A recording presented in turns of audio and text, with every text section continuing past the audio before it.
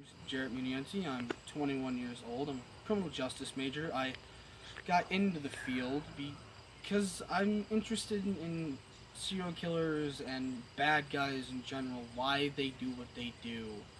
Are they missing something in their brain? Is it a childhood trauma? It could even be an adult trauma. I've known some killers and bad people who are perfectly fine into adolescence, and then all of a sudden they snap and now they're a killer or a robber or something bad. My aspirations so far for the criminal justice field are a canine officer to work with dogs because I've always gotten along better with dogs than people, and I don't really know why that is, which is part of the reason I'm interested in this class. Because if I can figure out how my mind works as well as theirs, I feel it'll better help me in the future, both in a civil setting and a criminal setting. Some of my skills are trust, and I know that may seem like a negative once I get into it, but be patient and I'll explain it as best I can. I've had personal experiences, which I'm not really comfortable talking about right now, but because of that, I've learned to not take things at face value, because when I do that, it ends up biting me in my rear end, and that's something that nobody wants to happen. Uh, let's see, what else? I'm 21 years old. I'll be 22 in a few months, so I'm still a relatively young kid, I guess you'd call it. But yeah, I did criminal justice at BOCES, which is another part where I get my canine aspirations from, because my second year there, actual canine officers and other state troopers and other things came up, and my teacher decided it would be good to have us learn from them, which I agreed with. So we went outside and we did it, and you got to pet the dog and ask questions, which was really fun until they got to the part with the sleeve and the dog biting, which, me being an idiot, decided, yeah, that was a fun idea to do. So I put the sleeve on, and I held my arm out, and the officer went, go. That dog went from laying down to shooting out of a cannon. And once they bite you, their jaws lock like a snake, and they don't let go. And I'll tell you this right now, the sleeve doesn't help anything, okay? They tell you it does, they're lying. Another thing, don't believe at face value. So I'm there and I'm swinging my arm, and this dog is hanging like a pendulum, not letting go. So the police officer finally tells the dog to let go, and he does, because it's their dog and that's what they're supposed to do.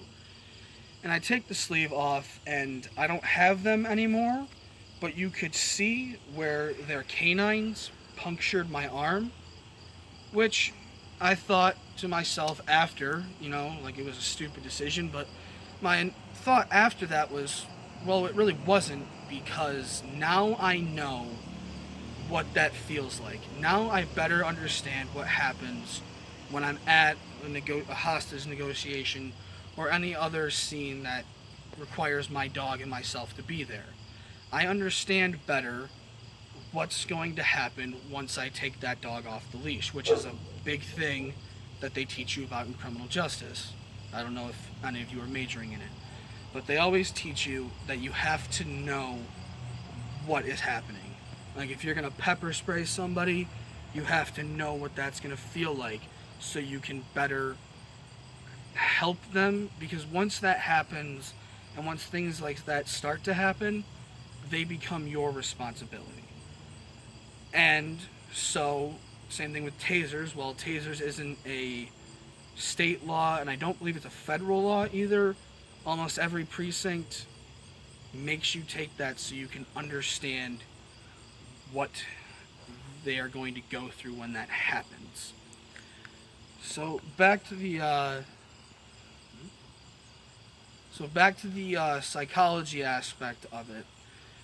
If I understand them better, I can better determine what their behavior is going to be like. So if I understand that, then that helps me to be able to respond better and not freak out and have something incredibly awful happen. And I know I got off traffic. No, that's not the right word. I know I got off topic with skills. I kind of hit it and then, pieced out. So if I can go back to that, I already said trust is a main issue.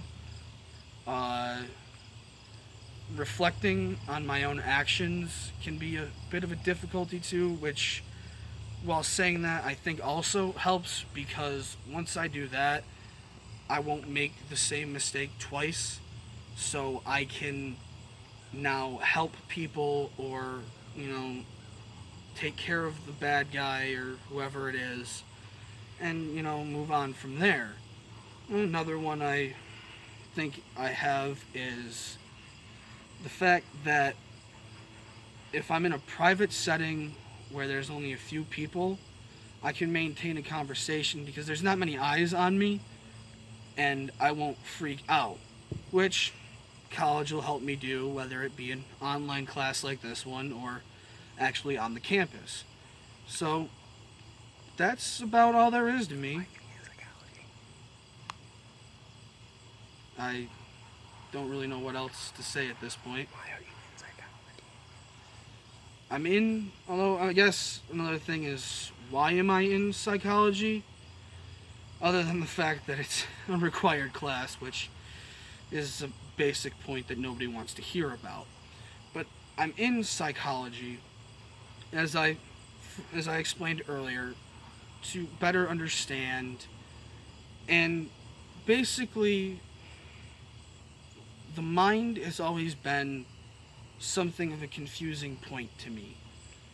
What in our brain makes us do these things? And if I'm in this class, which it's called psychology, so I believe that's what we're going to be talking about through this entire semester, is how the brain works and how to effectively grow your brain, I guess you'd call it.